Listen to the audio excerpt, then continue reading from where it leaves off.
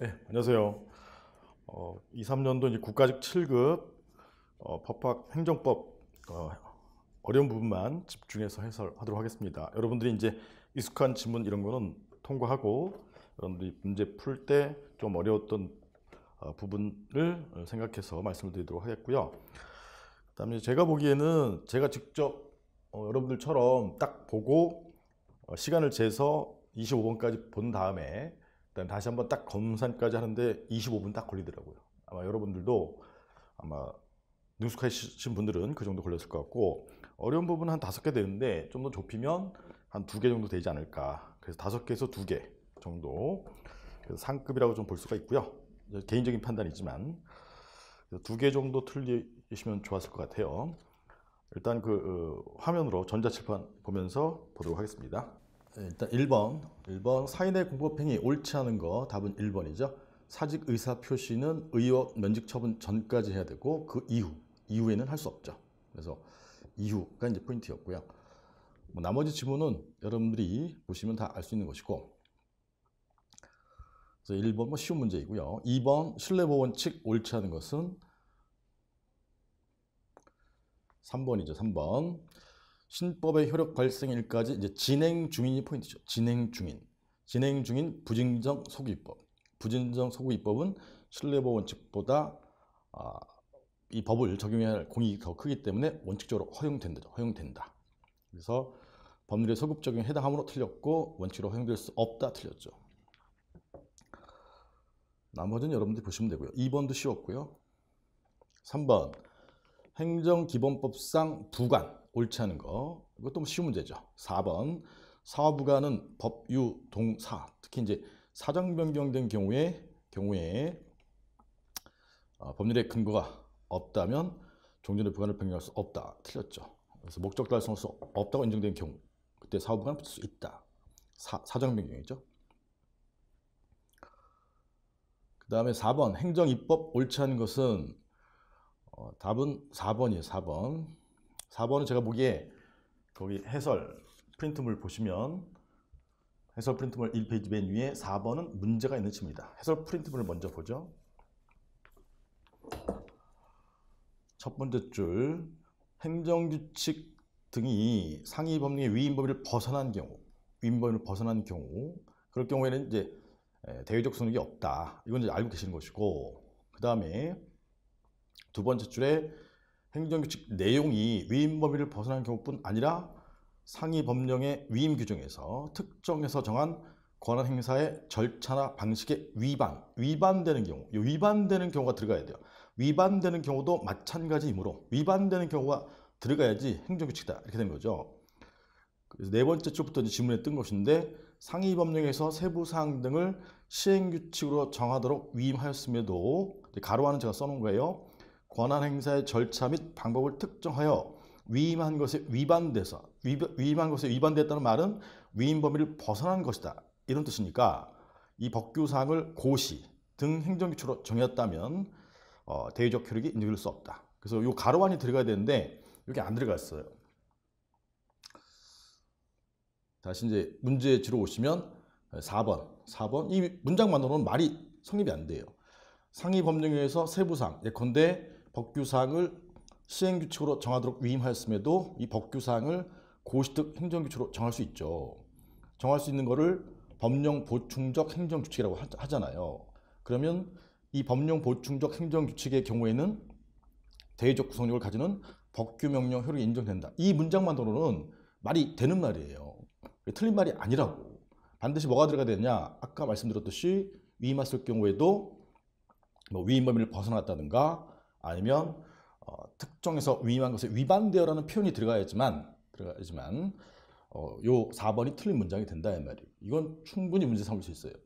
아니 이걸 보고 어떻게 4번이 틀렸다고 말할 수 있나요? 그건 안 되는 것이고, 어쨌든 가답안에서는 4번이 틀린 것이, 제가 물음표 해놨죠. 나머지 지문 중에 이제 1번, 3번은 여러분들이 다 아실 수 있는 것이고, 2번이 구체적 교범 통제에 관한 내용이죠. 구체적 교범 통제의 핵심은 5번째 줄에 그 특정 조항 등이 위헌 위법인지에 따라 그 사건을 담당하는 법원이 다른 판단의 키워드죠. 재판 전제성에 대한 설명이고요. 이거는 뭐 가장 중요한 내용 중에 하나고 5번 확약 옳지 않은 것은 그래서 행정 절차법에 확약이 있는데 40조의 2항에 문서로서 해야 된다. 그래서 말에 의한 이게 틀린 것이죠. 네 번째 줄에 말에 의한 이게 틀린 것이고 나머지 것들은 뭐 여러분들이 다 알 수 있고요.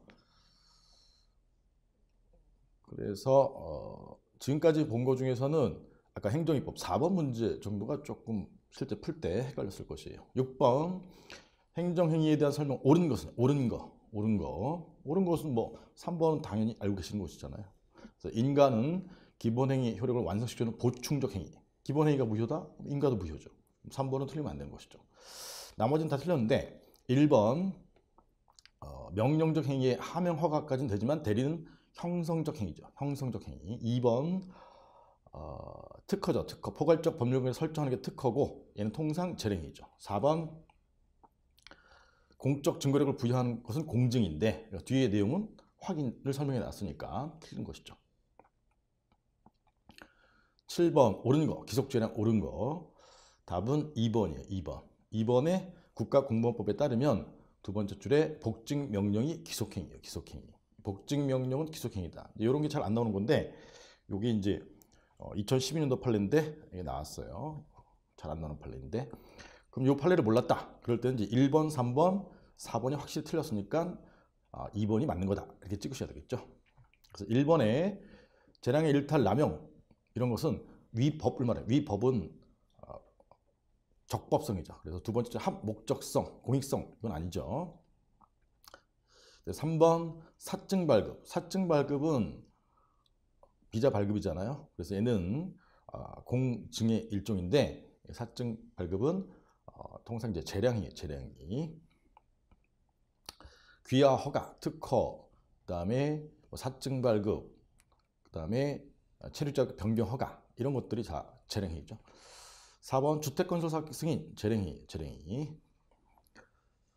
다음에 8번 행정 절차 옳지 않은 것은 답은 2번이죠. 2번 판례는 조금 잘 안 나오는 판례가 떴어요. 2번을 먼저 보면 처분의 처리 기간에 관한 행정 절차법의 규정은 행정절차법 규정은 강행 규정인 경우도 있고 훈시 규정인 경우도 있는데 훈시 규정이죠. 강행 규정이 아니라 훈시 규정. 훈시 규정이면 하야한다 이렇게 돼 있어도 행정처에 그에 위반했다 하더라도 절차상 하자로 볼 수 없죠. 그래서 훈시 규정이므로 기간이 지나 처분을 했더라도 절차상 하자로 볼 수 없다. 그 다음에 4번 지문 같은 경우에는 이게 행정절차법 11조의 내용인데 잘 안 넣은 거예요. 기타. 그래서 다수의 당사자 등이 공동으로 행정 절차에 관한 행위를 예를 들어서 공동 신청한다. 그럴 때는 대표자를 선정할 수 있고 여기 이제 국민에 관한 얘기고 이제 행정청에 관한 얘기는 다수의 대표자 A, B, C 가운데 A, B가 다수의 대표자가 있다. 그중 1인에 대한 행정청 행위는 모든 당사자 왜냐하면 대표자가 대표를 하고 있기 때문에 효력이 있지만 통지는 대표자 모두에게 해야 효력이 있다. 이런 내용이고요. 11조에 있는 내용이에요. 제가 해설서에는 실어놨으니까 참고해서 보시면 되고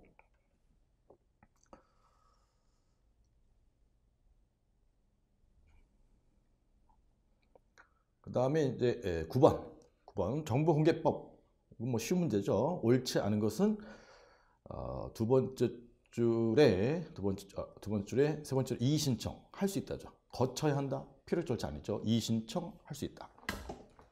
나머지 것들은 다 알고 계시는 것이고요.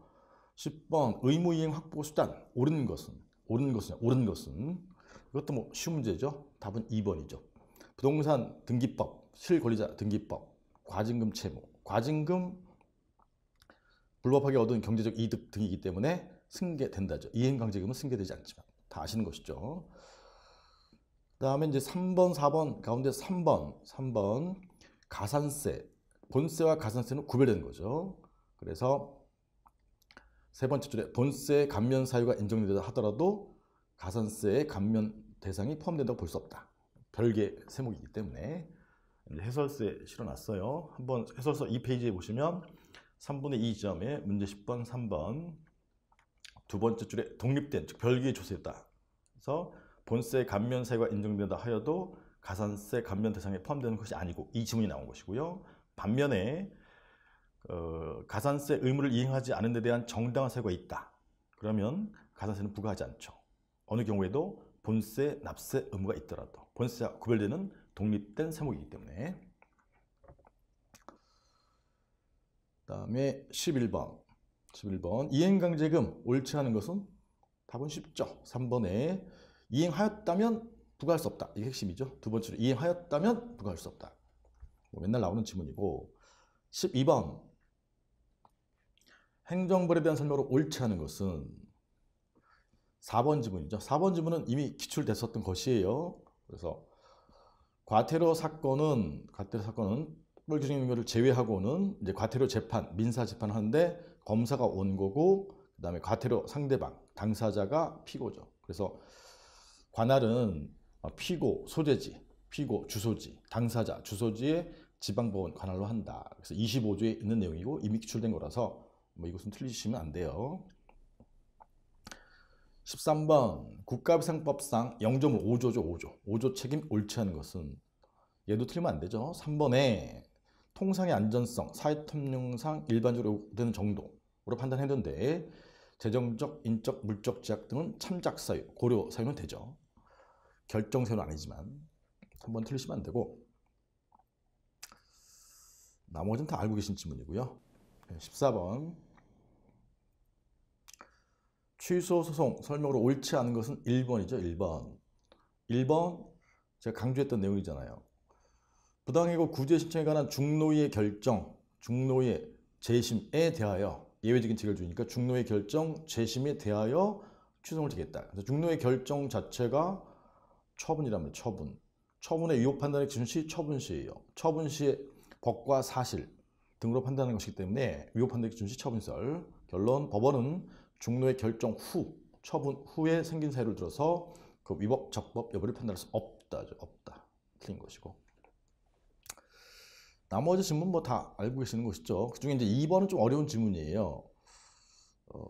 취소소송에서 쟁송의 대상이 되는 처분의 전부, 대상적 격이죠. 걔는 소송 요건으로서 법원의 직권조사 사항이에요. 직권조사 사항은 자백의 대상이 될 수 없어요. 자백의 대상이 되는 것은 본안심리야. 본안심리. 좀 어려운 질문이고 가끔 나오는 질문이에요. 3번 이미 직위해제, 공무원에 대해서 새로운 사유에 기해서 직위해제했으면 이전 직위해제를 취소하고 새로운 직위해제를 한 것이니까 이전 직위해제는 존재하지 않죠. 존재하지 않으니까 부적법 각하. 4번은 뭐 옛날 나오는 질문이고요. 15번 항고성 옳은 것은 옳은 거 4번은 확실히 알고 계시는 거죠. 무효확인 소송에서 이행소송 보충성 판단할 필요가 없다. 그래서 이행소송과 같은 직접적인 구제 수단이 있는지 여부를 따질 필요가 없다. 옛날엔 따졌었지만 나머지는 다 틀린 것이고 여러분들이 다 알 수 있는 것이죠. 자, 16번 취소소송 판결의 효력 옳지 않은 것은 답은 2번이죠. 2번은 이제 이미 기출됐고 좀 어려운 심화 판례죠. 처분을 취소하는 확정 판결이 있으면 취소 판결 효력이 이제 형성력이 있는데 그 형성력이 법률관계 발생 변경 소멸을 가지고 오는 것인데 그 처분을 기초로 해서 새로 형성된 제3자의 권리는 당연히 환원되는 것이 아니죠. 소송에서 주장할 수 없을 뿐이다 라는 내용이죠. 다음에 이제 1번이 이제 여러분들 입장에서 조금 어려울 내용일 텐데 1번은 맞는 지문이에요. 기판력이 후소에 작용하는 효력인데 기판력이 작용하려면 뭐예요?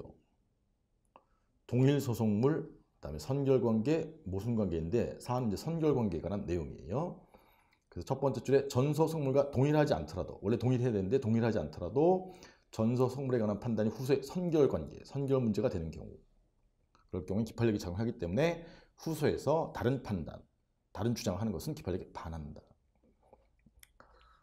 어려운 질문이고 여러분들 입장에서 17번 기관의 권한에 관한 설명으로 옳지 않은 것은 이제 17번부터가 강론이죠. 뭐 이거는 틀리시면 안 되죠. 정부조직법이나 이런 규정은 일반 규정은 권한 이임 등의 근거 규정이 될 수 있다. 정부조직법 규정은 권한 이임의 근거 규정이 될 수 있으므로 개별적 근거는 불필요하다. 그다음에 3번은 법리 응용하면 되는 거죠. 피대리청 의사에 의해서 대리권을 수여받은 행정기관. 예컨대 B가 대리청이다. 근데 이 대리청이 대리관계를 표시하면서 피대리청을 대리해서 처분했다. 현명한 거죠. 현명. 그래서 A의 대리청 B 하면 이제 A가 피고가 된다. 명의자. 피대리청이 된다. 알고 계시는 것이고. 18번 공무원의 종류. 옳은 것은 답은 1번이고요. 1번을 모르겠으면 이제 2, 3, 4번은 다 알고 계시는 거잖아요. 그래서 1번을 찍으시면 되고. 국가공무원법상 실적과 자격에 따라 임용되고 신분이 보장되는 공무원이 일반직 공무원이죠. 그 다음에 일반직 공무원의 반대말이 특별 공무원이고, 일반직 공무원이 일특기 이렇게 되는 거죠. 일반직, 특정직, 기술직. 그 다음에 특별직 공무원이 정별계고. 그래서 정무직, 별정직, 계약직, 고용직 등이 있었는데 요 계약직 이런 것들이 일반직으로 다 가게 됐죠. 그래서 이 공무원에는 법관이나 검사, 법관은 사법부의 공무원, 검사는 행정부의 공무원 포함되죠. 다음에 19번 지방자치법상 주민의 권리 옳지 않은 것은 답은 4번이죠. 4번 틀리면 안 되죠.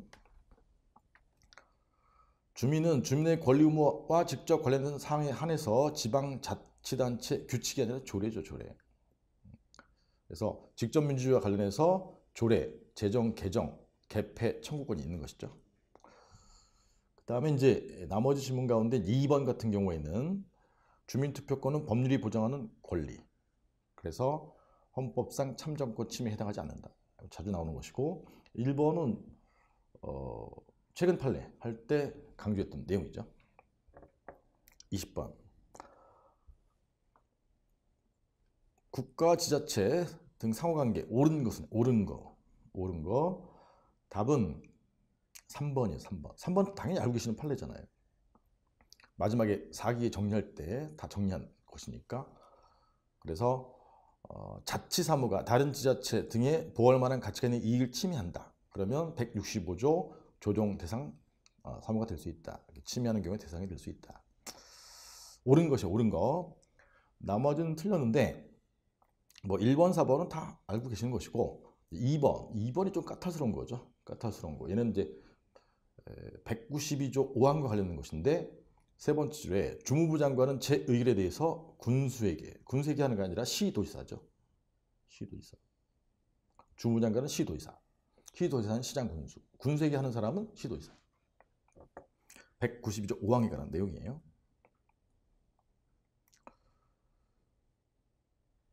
다음에 21번 경직법 얘기죠. 옳지 않은 것은 확실한 건 1번, 2번은 맞는 것이고 3번, 4번인데 4번 같은 경우에 경찰관은 소유 사태 예방을 위해서 필요하다고 상당한 이유가 있을 때에는 경찰관서 등 무기고 등 국가 중요시설에 대한 접근 통행을 제한하거나 금지할 수 있으며 이건 이제 많이 본 지문이죠. 뒤에 지문은 이 사실을 즉시 소속 경찰관서에 장기에 보고해야 된다. 5조 2항에 이 뒤에 지문 규정이 없어요. 이런 문제 좀 더러운 문제인데 이제 3번 지문은 맞는 것이고 22번 국공유재산 사용관계 옳지 않은 것은 3번이죠. 3번 이것도 4기에 정리할 때 했던 거잖아요. 도로조명 허가 특허죠. 특허 특별사용의 필요가 없는 부분 즉 일반 사용이죠. 일반 사용 부분을 포함시키면 그 부분은 위법이죠. 위법. 왜냐면 도로조명 허가는 특별사용 중에 특허사용이니까 나머지는 다 맞는 것이고요. 23번 이제 여러분들 입장에서 좀 어려운 문제예요. 아까 쭉 봤을 때 4번, 그 다음에 23번 지금까지 2개 정도 조세행정에 관한 설명을 옳지 않은 것은 답은 2번이죠. 2번. 원천징수 의무자가 비회사. 그 다음에 갑이 근로자 원천 납세 의무자. 그래서 이제 갑이 한 달 근로하면 원천징수 소득세 100만 원에서 뭐 3.3%, 뭐 3만 원 띈다. 원천징수 의무자가. 띄어서 누구한테 주냐? 강남구 세무서장, 즉 국가에게 납부한다. 그래서 요 강남구 세무장 국가와 원천징수 의무자 비 사이에서만 법률관계가 존재한다. 이건 이제 가르쳐드렸었죠. 그래서 원천 납세 의무자로부터 징수될 세액을 초과 징수 납부한 경우에 초과한 세액에 대한 환급 청구권, 국가에 대한 환급 청구권은 반대로 쓰여 있어요. 원천 납세 의무자가 아니라 원천 징수 의무자, 즉 B에게 귀속한다. 이게 이제 국가와 B 사이에서만 법률관계가 발생한다. 이런 얘기죠. 그래서 원천 징수 의무자에 대한 소득금액 변경 통지는 처분이고, 그 다음에 이 처분에 대해서 제3자인 갑은 원천 납세 의무자는 원고적이 없다. 이게 이제 이 국가와 원천 징수 의무자 사이에서만 법률관계가 발생하기 때문에 그 법리를 좀 생각해 보시면 맞출 수 있는 문제죠.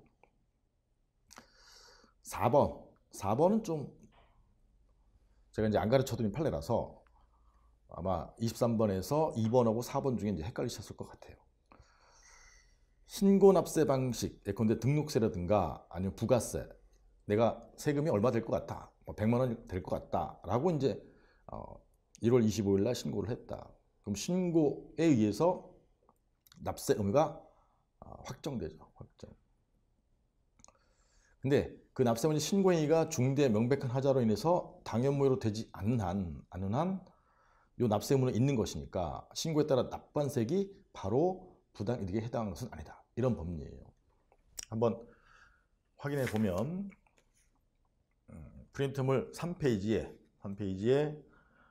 맨 위에 문제 23 4번을 보시면 등록세와 같은 신고 납부 방식 조세의 경우에는 원칙적으로 납세 의무자가 신고하는 행위에 의해서 납세 의무가 구체적으로 확정된다. 이 질문을 알고 계시는 것이고, 네 번째 줄에 그때 납세 의무자의 신고 행위가 중대 명백 무효로 되지 않는 한 그럼 신고는 일단 유효한 것이니까 그것이 바로 부당이득에 해당한다고 할 수는 없다. 이 질문이 뜬 거예요. 그 다음에 24번 공토법이죠. 공토법. 옳은 것만 모두 고른 것은 기역, 니은, 디귿은 다 제가 가르쳐 드린 것이, 이제 리을은 안 가르쳐 드린 것이고, 그러면 기역, 니은, 디귿이 다 맞는 것이니까 그걸 빼버리면 2, 3번은 빠지는 것이고, 나머지는 이제 1번 기역, 니은과 4번 기역, 니은, 디귿, 리을이 있는데 디귿까지 써 있어야 되니까 1번도 틀린 거죠. 그럼 4번이 답이지. 수업 중에도 말씀드렸지만 이 리을번 같은 판례까지 여러분들이 샅샅이 공부하는 건 아니에요. 명심하셔야 돼. 이런 거는 이 관계, 지문과의 관계를 통해서 만약에 모르겠으면 찍으셔야 돼. 할 수 없어. 이런 것까지 공부하는 건 미친 짓이에요. 리을번을 보면 사업인정 고시는 이제 불특정 다수인과 관계되기 때문에 사업인정이 효력 발생하기 위한 요건이죠. 그래서 얘는 절차적 요건에 지나지 않고 손실보상의 요건은 아니에요. 손실보상의 요건은 공제적 특보니까. 그래서 결론, 사업 시행자가 시행하는 사업이 공익사업에 해당했는데 그 폐업으로 인해서 을이라는 사람이 영업손실을 봤다. 그러면 사업인정 고시는 요건이 아니니까 고시가 없더라도 사업 시행자는 공제적 특보에 해당하면 영업손실 보상 의무가 있다. 이런 판례예요. 25번, 이제 제가 보기엔 25번 좀 어려웠을 것 같아. 한 3개, 아까 4번, 그 다음에 중간에 하나, 그 다음에 25번. 판례에 따르면 세 번째 지문에서 세 번째 줄에 컨테이너는 대상 건축물인데 허가받지 않고 건축했다. 그 다음에 한 8번째 줄쯤에 이후 갑은 을에게 컨테이너에서 가설 건축물 축조 신고. 그래서 가설 건축물 축조 신고하고 건축 허가하고는 조문이 다르다. 판례에 따르면. 그렇기 때문에 4번에 처분사에 추가할 수 없다. 해설을 보시죠. 3페이지에 맨 아래쪽 네 번째 줄에 당초 처분 사유인 건축법 11조 위반과 추가한 사유인 건축법 20조 3항. 법이 달라지잖아요. 법이 달라지면 사실관계도 달라진다. 이렇게 볼 수 있는 거죠. 위반 행위의 내용이 다르고 위법 상태를 해소하기 위해서 거치하는 절차, 기준 등이 달라지므로 기본적 사실관계가 동일하다고 볼 수 없으니까 초추변 허용되지 않는다. 그런 내용이에요. 다만 다시 문제로 와서 1번은 좀 문제점이 있어요. 1번에 건축법, 개별법의 특별 규정이 없더라도 일반법 행정절차법상 예외에 해당하지 않는 한 을은 원상복구 명령이 이제 침입적인 행위인데 하면서가 좀 의문이 있죠. 하면서. 왜냐하면 원상복구 명령 의무 부과하는 처분 전에 사전에 통지하고 의견 제출의 기회를 주는 거죠. 하면서라는 단어는 적합치 않아요. 원상복구 명령 하기 전에, 이게 정확한 단어죠. 그래서 1번은 좀 논란이 될 수가 있겠지만 이제 4번이 명백하게 틀렸기 때문에 4번이 답이다.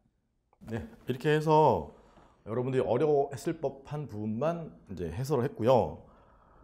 오늘 요번에 이제 시험 본 걸 쭉 체크해 보니까 법 과목, 헌법, 행정법은 좀 수월하게 치신 것 같고, 공부가 되신 분들은 전제로 공부가 되신 분들이에요. 공부 안 한 사람은 필요 없고, 네, 그다음에 이제 공부를 했어도 이제 경제학이 한 중 정도 되고, 그다음에 행정학이 상당히 어려웠다. 이게 대체적인 의견 같아요. 그래서 예전에 수업 중에도 말씀드렸지만 법 과목은 계속 반복하면 최소 2개 정도로 막을 수가 있어요. 잘하면 뭐 100 정도 맞을 수가 있고. 근데 학 과목은 특히 행정학 같은 경우는 이제 어렵게 나오면 많이 틀리고, 경제학 같은 경우에는 아는데 시간 부족으로 점수가 낮은 경우가 많기 때문에 여러분들이 그 시험 공부를 하실 때 뒤로 갈수록 일단 헌법, 행정법, 고득점 전략 과목으로 삼으셔야 되고, 그 다음에 학 과목 가운데 경제학은 시간 내에 문제 풀 수 있게 그거를 연습하셔야 돼. 이런 문제를 시간도 오래 걸리는데 왜 이런 문제를 내느냐? 수험자는 약자이기 때문에 할 수 없어요. 그런 문제를 내는데 거기에 적응해야 되니까 빠른 시간 내에 풀 수 있도록 하셔야 되고, 행정학 같은 경우에는 행정학 교수님한테 여쭤보세요. 그건 제 전문이 아니기 때문에. 법 과목은 다시 한번 말씀드리지만 두꺼운 교재 볼 필요 없다. 제가 정리한 요 한권정리 교재, 이제 개정판 나올 텐데 요 한권정리 교재 한 500페이지 되는 걸로 여기 다 있어요. 다 있는 거를 계속해서 처음에 정확히 이해하고 반복하고 이해하고 반복하고 하다가 이제 지문이 딱 보면 여기 틀렸구나, 딱 보면 여기 틀렸구나, 이런 연습을 하시면 된다. 뒤로 갈수록 요 교재를 반복해서 돌리시면 지문이 보인다 이 말이에요. 수고하셨고요. 만약에 좋은 결과가 나오시면 그동안에 노력에 대한 대가구나, 이렇게 자기에 대해서 좀 맛있는 거 주고, 그 다음에 또 다른 시험을 준비한다면 다른 시험 어떻게 준비할지 한번 전략을 짜 보시고, 그 다음에 만약에 이제 결과가 안 좋아지셨다면 그것도 좀 안타깝지만 여러분들이 이것도 다 내 탓이다, 내가 준비가 부족했구나, 이렇게 이해하시고, 그럼 이제 뭘 하셔야 되냐면 어떤 부분에서 준비가 부족했나를 크게 과목별로 한 3개 정도 적어 보셔야 돼요. 헌법에서는 이렇고 행정법에서는 이렇고. 많이 적을 필요 없어. 딱 3개 정도만. 4과목에서 어떤 부분이 부족했나, 그럼 이 부분을 어떻게 보완할 것인가, 그래서 그 보완을 철저히 해 두셔야 다시 합격권에 들어갈 수가 있고 내년에는 합격할 수 있어요. 그렇지 않으면 계속해서 반복된 생활을 하게 된단 말이에요. 그동안 고생 많으셨고요. 만약에 여러분들이 붙으셔도 저한테 연락 주시고, 안 되셔도 속상할 때는 언제든지 연락 주세요. 메일은 알고 계실 것 같고, 그래도 한번 써드릴게.